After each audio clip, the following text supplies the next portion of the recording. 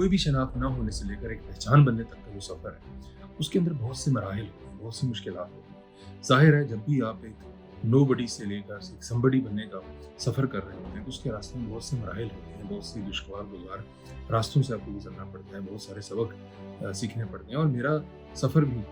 कुछ मुख्तलिफ नहीं था। मैं भी उन तमाम दुश्वार गुजार रास्तों से गुजरा और अभी तक गुजर रहा हूँ, जहाँ से गुजर के हर इंसान एक मुकाम तक पहुँचता है। यूके के अंदर जो ब्रिटिश पाकिस्तानी कम्युनिटी है,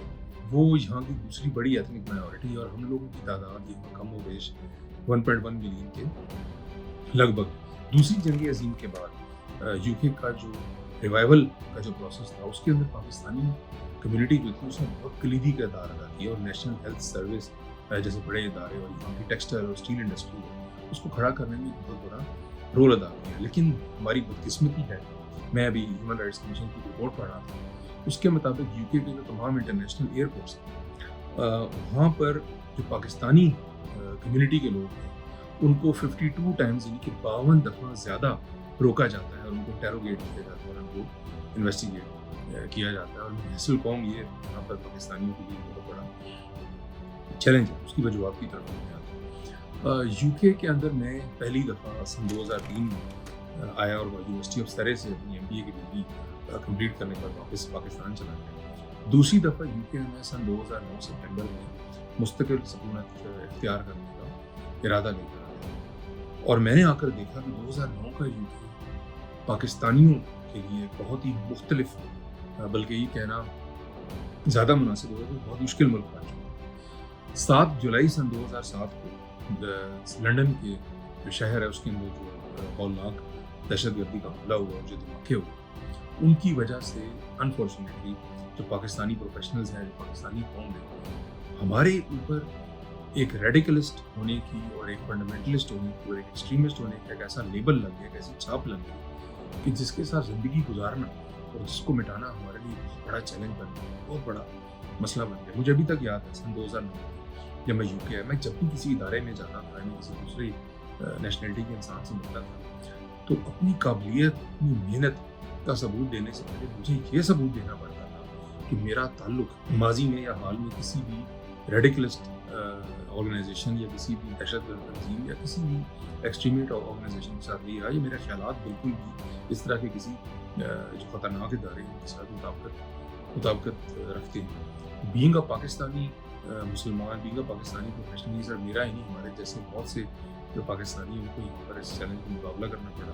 और तमाम तरह अपॉर्चुनिटीज़ होने के बावजूद ये मुल्क हमारे लिए अपनी एक्सट्रीमिस्ट और ये जो एक रेडिकलिस्ट का लेवल है उसकी वजह से हमारे लिए बहुत मुश्किल बन गया। मैं सन 2009 में अपने करियर का जो मैंने आगाज़ है वो हायर एजुकेशन के अंदर एक लेक्चरर की हैसियत से किया और बहुत सारी मनाजिल तय करने के बाद, बहुत सारे मराहिल को तय करने के बाद आज मैं यूके के अंदर एक बहुत बड़ी पब्लिक और प्राइवेट यूनिवर्सिटी की पार्टनरशिप है, उसके अंदर हेड ऑफ हायर एजुकेशन की हैसियत से उनके 5 साल इंजाम और एक दूसरी बड़ी प्राइवेट पब्लिक पार्टनरशिप है, उसके अंदर एक डिप्टी प्रिंसिपल की हैसियत से मैं मुंसलिक हूँ। और जैसा कि मैंने कहा, ये सफ़र जो है बिल्कुल भी आसान नहीं है और जारी व सारी है। मैं समझता हूँ कि इस सफ़र को तय करने में सबसे ज़्यादा जिन चीज़ों ने मेरी मदद की, उनमें सबसे पहले तो मेरी अपनी CPD और डीन प्रोफेशनल डेवलपमेंट, यानी कि मुसलसल अपने नॉलेज को, अपनी तालीम को, अपने इल्म को जो बढ़ाने की एक क्वेस्ट है, उसने मेरी बहुत मदद की। मैंने 2019 में यूनिवर्सिटी ऑफ मैनचेस्टर जो है वहाँ से एक और मास्टर्स की, उसके अलावा मैंने हार्वर्ड यूनिवर्सिटी से टीचिंग इन हायर एजुकेशन उसका मैंने डिप्लोमा कंप्लीट किया और उसके अलावा बहुत से जो मुतबर इदारे हैं उनकी मैंने फेलोशिप हासिल की, जिसमें एडवांस HG जो है यूके का बहुत ही हायर एजुकेशन का मुतबर इदारा है, उसकी फेलोशिप है। उसके अलावा जिनीवा फोरम की सन 2020 में मैंने मुस्तकिल जो फेलोशिप है वो हासिल की और उसकी वजह से मुझे 4 दफ़ा जो अक़वाम मुत्तहिदा का जो हेडक्वार्टर है जिनीवा में, वहाँ जाने और वहाँ जाकर पाकिस्तान की नुमाइंदगी करने का एजाज़ मिला। और मुझे सोचकर बहुत खुशी महसूस होती है कि मैंने यूनाइटेड नेशंस के अंदर जाकर पाकिस्तानी फ़ौज का और पाकिस्तानी कौम का जो so called war on terror के अंदर एक बहुत मुस्तबिल और बहुत मुस्बत किरदार है, मैंने उसको उजागर करने में एक अपना मैंने किरदार वहाँ जाकर अदा किया। उसके अलावा मैं अब तक 2 किताबें लिख चुका हूँ, जिनमें से एक किताब मैंने वॉर ऑन टेरर के पस मंज़र में लिखी थी और अभी इस साल सन 2023 में रिसेंटली लंदन में बहुत बड़े ग्लोबल पब्लिक अवार्ड है उससे भी नवाजा गया। اور یہ چیلنجز کا جو سفر ہے, چھوٹی چھوٹی ناکامیوں, چھوٹی چھوٹی کامیابیوں کا یہ جو سفر ہے وہ ابھی تک جاری و ساری ہے. پاکستان کی جو موجودہ صورتحال ہے نہایت ہی تشویشناک ہے. جو دہشت گردی ہے وہ دوبارہ سے سر اٹھا رہی ہے. اس کے علاوہ پاکستان کی جو مذہبی اور لسانی فالٹ لائنز ہیں وہ پاکستان کے لیے دوبارہ پرابلمس کریٹ کر رہی ہیں. اب بلوچستان کے بدلتے ہوئے حالات کو دیکھیں, افغانستان کی جو سچویشن ہے, کشمیر کا جو مسئلہ آلریڈی کافی حد تک خراب ہو چکا ہے. اس کے علاوہ پاکستان کی جو معاشی بدحالی ہے وہ تقریباً ہمیں بینکرپسی تک گھسیٹ کر لا چکی ہے. اس کے علاوہ انٹرنیشنل ایجنسیز جو ہیں ان کی پاکستان میں بھرتی ہوئی کروائی ہیں. انٹرنیشنل سینکشنز کے خطرات ہیں جو معاشرے کے اندر اس وقت بہت زیادہ پولرائزیشن ہو چکی ہے. یہ سب مل کر پاکستان کے لیے بہت بڑے چیلنجز جو ہے وہ آج کی تاریخ میں بن چکے ہیں. لیکن میرے خیال سے ہم لوگ صرف علامات کو پہچاننے کی کوشش کر رہے ہیں, سمٹم کی طرف دھیان دے رہے ہیں, لیکن جو اوور آل بیماری ہے اس کی طرف ہم لوگ بالکل بھی توجہ دینے کو تیار نہیں. میں اپنے ذاتی تجربے اور ذاتی مشاہدے کی بنیاد پر اس نتیجے پر پہنچوں کہ قومیں, ملک یا ادارے کبھی بھی معاشی بدحالی کی وجہ سے یا زلزلوں کی وجہ سے یا قدرتی آفات کی وجہ سے تباہ نہیں ہوتے, بلکہ کوئی بھی ملک, ادارہ یا قوم اس وقت تباہ ہوتی ہے جبکہ اس کے اندر لیڈرشپ کا فقدان ہو. لیک آف لیڈرشپ کی تباہی کا باعث بنتی ہے. اب میں کوئی اکانومسٹ یا کوئی سیاستدان یا کوئی اسٹیٹسمین ہوں نہیں کہ میں پاکستان کے مسائل کو ٹیکنیکل سولوشن بتا سکوں, لیکن یہ ہماری بہت بڑی بدقسمتی ہے کہ ہم نے پچھلے کئی سالوں میں بہت سے مشہور سیاستدان, بہت سے مشہور سائنسدان, بہت سے مشہور جرنلز, بہت سے مشہور ڈاکٹرز اور بہت سے مشہور ہم نے لوگ پیدا کیے, لیکن انفارچونیٹلی ہم لوگ کوئی ایسی قابل لیڈرشپ پیدا نہیں کر سکے جو پاکستان کو کسی درست سمت میں لے جا سکے. جہاں تک میں سمجھتا ہوں ہمارے بہت سے مسائل کا جو حل ہے وہ ایک نیشنل کنسنسس اور ایک نیشنل انٹیگریشن کے اندر موجود ہے. لیکن بات سمجھنے والی یہ ہے کہ یہ کسی ایک فرد یا کسی ایک ادارے کے بس کی بات نہیں ہے, بلکہ بالعموم تمام جو بڑے پاورفل پاکستان کے حلقے ہیں, اسٹیبلشمنٹ ہے, سیاستدان ہیں اور بہت سے لوگ ہیں, ان سب لوگوں کو ایک قدم پیچھے ہٹنا ہوگا اور اس حقیقت کو سوچنا ہوگا اور ایکسیپٹ کرنا ہوگا کہ کہیں نہ کہیں غلطی ہے وہ ہم سب سے ہوئی ہے. ہمیں اس وقت ایک ایسے اجتماعی معاہدے کی ضرورت ہے کہ جس کے اندر ملک کے بااثر جو حلقے ہیں, جن کے اندر مشہور سیاستدان ہیں, آرم فورسز لیڈرشپ ہے, ہمارے علماء ہیں, جس کے اندر ملک کے مشہور صنعت کار ہیں, ملک کے مشہور میڈیا ایکسپرٹس ہیں, ملک کے مشہور ایجوکیشنسٹ ہیں, وہ سب لوگ آپس میں سر جوڑ کر بیٹھے ہیں اور ایک گرینڈ نیشنل ڈائلاگ ہے وہ آپس میں بیٹھ کر گئے. اب لیکن اس ڈائلاگ کا مقصد ایک دوسرے کے اوپر کیچڑ اچھالنا یا ایک دوسرے کے اوپر انگلیاں اٹھانا نہیں ہونا چاہیے, بلکہ اس گرینڈ نیشنل ڈائلاگ ہے, اس کا جو ایک بڑا مقصد ہے وہ ایسے ٹرمز آف ریفرنس کو طے کرنا ہونا چاہیے جن کی بنیادوں پر آنے والے وقت میں پاکستان میں بڑے پیمانے پر معاشی, سماجی, اداراتی اور سیاسی اصلاحات ہیں ان کو نافذ کیا جا سکتا ہے. اوورسیز پاکستانی جو ہیں انہوں نے ہمیشہ ہی پاکستان کی ترقی اور خوشحالی اس میں بہت بڑا رول پلے کیا ہے. اور جیسے کہ میں پہلے عرض کر رہا تھا کہ یو کے اندر جو اوورسیز پاکستانی ہیں ان کی تعداد تو بیش 1.1 ملین کے لگ بھگ ہے, جس کے اندر ٹیکسی ڈرائیوروں کی بڑی تعداد سے لے کر ڈاکٹرز اور ڈینٹسٹ کی بہت بڑی فوج موجود ہے, لیبررز سے لے کر فارمیسسٹ کی بہت بڑی تعداد جس کے اندر موجود ہے, جس میں بہت بڑے بڑے بلینئر جیسے کہ سر انور پرویز جیسے لوگ ہیں, لارڈ ضمیر جیسے لوگ ہیں, جیسے کہ BBC کرسپونڈنٹس جیسے کہ مشال حسین جیسی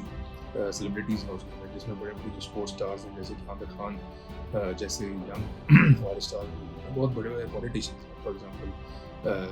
لارڈ سعیدہ وارسی صاحبہ ہیں, صدیق خان جیسے لوگ موجود ہیں, اور یہ سب لوگ ہیں انہوں نے پاکستان کی امیج کو پروموٹ کرنے میں بڑا کلیدی کردار ادا کیا. اور جیسے کئی اور بہت سے لوگ ہیں یہاں پر جو کہ پاکستان کی بہتری اور پاکستان کی ترقی اور خوشحالی میں بہت پازیٹیو رول جو ہے وہ پلے کر سکتے ہیں. لیکن یہاں پہ جو گورنمنٹ آف پاکستان ہے یا جو اسٹیٹ آف پاکستان ہے اس کو ایک بات سمجھنے کی ضرورت ہے کہ اوورسیز پاکستانی وہ پاکستان کا سرمایہ ہے, ہم پاکستان کا ایک ایسٹ ہے, ہم پاکستان کا سرمایہ ہے, ہم کسی سیاسی نظریے کا یا کسی سیاسی جماعت کا سرمایہ ہرگز نہیں. اس میں کوئی شک نہیں کہ اوورسیز پاکستانی ہے وہ پاکستان کی ترقی میں بہت بڑا رول پلے کر سکتے ہیں, لیکن اس کے ساتھ ساتھ ہمیں یہ چیز بھی انڈرسٹینڈ کرنی چاہیے کہ تمام اوورسیز پاکستانی کسی بھی سیاسی نظریے یا کسی سیاسی جماعت یا 2-3 مختلف سیاسی جماعتوں سے کا تعلق ہے وابستگی ہونا محض ایک قدرتی اور ایک فطری عمل ہے.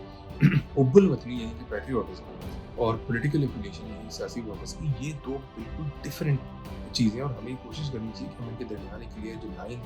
ہم وہ ڈرا کریں. پیٹریوٹزم کا جو جذبہ ہے اس کا مطلب اپنے ملک سے پیار کرنا, اپنے ملک کے لوگوں سے محبت کرنا اور اپنی ویلیوز کو پروموٹ کرنا, اور میرا اس بات پہ ایمان ہے ये ओवरसीज़ पाकिस्तानी, उन्होंने हर कदम पर, हर मौके पर पाकिस्तान की जो वैल्यूज़ हैं, जो पाकिस्तान का जो नज़रिया है, उसको उन्होंने हर प्लेटफॉर्म पर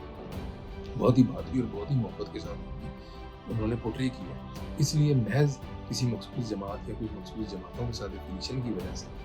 ओवरसीज़ पाकिस्तानियों की हुब्बुल वतनी के ऊपर एक सवालिया निशान बना देना, मेरा ख्याल है ये बहुत बड़ी जाती है। On the other hand overseas Pakistani, उनको भी अंडरस्टैंड करना चाहिए कि हमारे सियासी नज़रियात मुख्तलिफ हो सकते हैं और समटाइम्स हमें अपने सियासी नज़रियात की वजह से नाउमीदी भी हो सकती है, मायूसी का भी सामना करना पड़ सकता है। कभी इलेक्शन एक जमात जीतती है, कभी इलेक्शन दूसरी जमात भी जीत सकती है, लेकिन नाउमीदी का मतलब हरगिज़ ये है कि हम अपने जो इदारे हैं उनके खिलाफ किसी प्रोपेगेंडे का हिस्सा बने, या मुल्क के खिलाफ या अपनी हुकूमत के खिलाफ किसी ऐसे प्रोपेगेंडे का या किसी ऐसी गलत कैंपेन का हिस्सा बने जिसकी वजह से पूरी दुनिया में हमारे इदारों की, हमारे मुल्क की जगह हासिल हो।